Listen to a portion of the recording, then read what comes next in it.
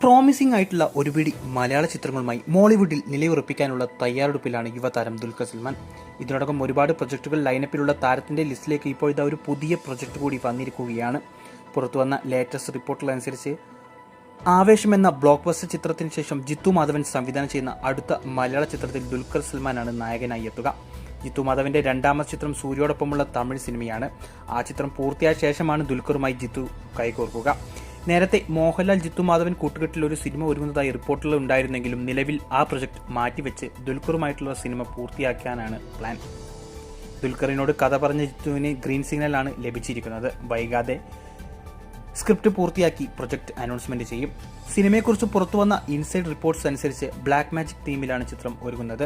അതുകൊണ്ട് തന്നെ പ്രതീക്ഷകൾ ഏറെയാണ്.